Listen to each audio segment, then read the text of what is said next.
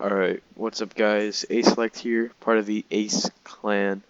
And today we're going to be going over my game on Hearts of Iron 4 and how I managed to get into the position I am in today, right now on March 17, 1945. So basically I started as the UK and I went down the non-aligned tree, as you can see, over here. So if I do remember, first thing that I did was I went monarchist and I went after the Commonwealth. So this is very important because it helps you get your manpower back, a little bit of manpower, a little bit of factories, and it gives you just a strategical advantage. So, first thing I did, I declared war on South Africa. And since the Commonwealth was in a faction, it got Canada in, so it avoided the guarantee from the United States, and it brought Australia and New Zealand into the war as well. So from there, as soon as I got this territory, it was a long and boring war. I basically justified on the United States through the focus. Unite the Anglosphere was the focus that I took to get the war going on the United States. So then I got approximately 72 3 army groups of 20 with infantry, and I invaded United States through Canada, and it was really effective. Didn't take that long. Just had to do a little bit of encirclements through right here, Buffalo, encircle to New York, and pushing down here as well to Boston to create this pockets, and all these troops end up being dead. So it was really effective. It's a nice maneuver. So then I ended up going all the way down south here, breaking through the south, and eventually capturing Los Angeles and San Francisco to win the war against the U.S. And also the U.S. happened to join the Australian and New Zealand faction, so that brought them into the peace deal, which ultimately led to their annexation. So from there, I went after India to start to form the Federation.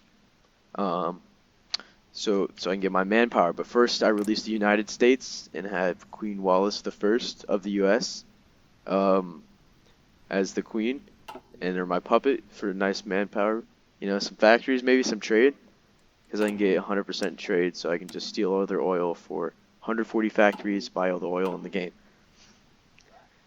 Yep. And so I invaded India through Ceylon, and I did the focus Ceylon forward operating base, which gave me, some air bases, infrastructure, and naval bases that would help me go through with the invasion, and then reclaim the jewel in the crown, which is the war goal against India, Pakistan, Bangladesh, and Burma. And then once I annexed them all, I went down, I unlocked, bypassed everything over here, Commonwealth ties, and I managed to do the Imperial Federation, which is important for manpower, so I could be able, I could just fight it out. You know what I'm saying? So I haven't really, from there, I haven't really done much. I just did my goal, which is to annex the United States, make them a puppet, and re-get my colonies back. So I haven't really gone to war with Germany or the Soviet Union, but I was thinking about joining the side of Japan to fight against Germany. Because I'm in the Greater East Asian Co-Prosperity Sphere, due to my war with the United States at the same time as Japan. So yeah, now I'm going to go over my division templates and my production. So I really use this Royal Infantry here. It's just a simple 20 with combat, pure infantry with good support. We got some engineers, artillery, mechanized, signal, or logistics and signal.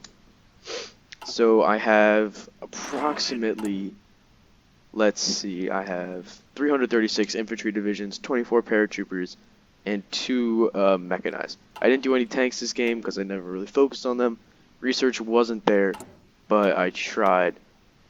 I did everything else. It was just more like an infantry game with good infantry, 14 fours.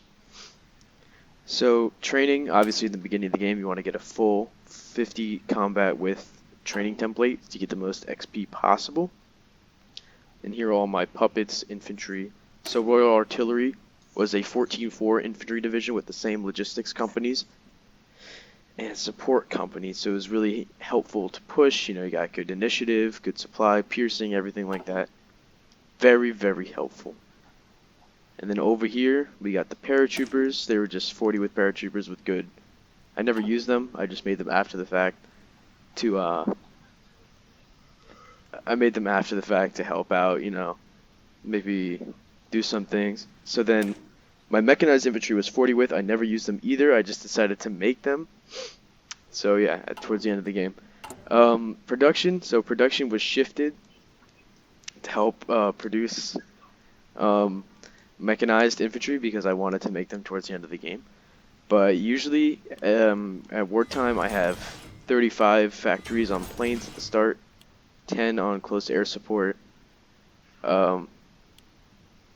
and I have approximately 20 on support equipment, like 25 on guns, and then artillery 10 to 15. And mechanized is also, I was overdoing it, but usually 15 on artillery. So I was also creating battleships along the way after I created my 8 carriers, which are over here. 8 carriers, and yeah. So I have approximately, I don't know, only one new battleship, but I'm working on a few others, because this is my achievement run to get the achievements for 9 battle cruisers, so that's what I did. So I saw I was already winning, I decided to make the 9 battle cruisers.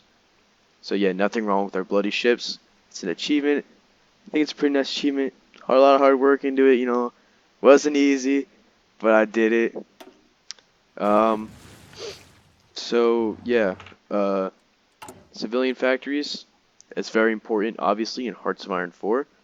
So towards the start of the game, when you're playing England, you want to focus on civilian factories and getting your attaché in Spain. Because once you get it in Spain, then you're going to have the war support to go partial mobilization, which will lower your consumer goods and allow you to make civilian factories easier, right? And also military once you get there. So yeah, that's basically it. Thank you for watching my Hearts of Iron 4 tutorial. This is A Select, and it's been a little bit since we uploaded. I think we're going to continue to upload a little bit more. Maybe in the next 2 years, we're going to start uploading again. Oh, I forgot to go over my political advisors. So, obviously, when you go to the King Party, you're going to want to get these 3. Winston Churchill, Oswald Mosley, and David Lloyd George. Very importante. As the UK, you never go export focus, because there's not enough resources in your country or empire, and you don't want to give autonomy to your subjects. And also, you're going to go war economy, obviously at war. And tank designers, I never had one because I don't make tanks. So here are my advisors. You can just see it's pretty simple. Yeah, so that's it. Thank you guys for watching. And that's it.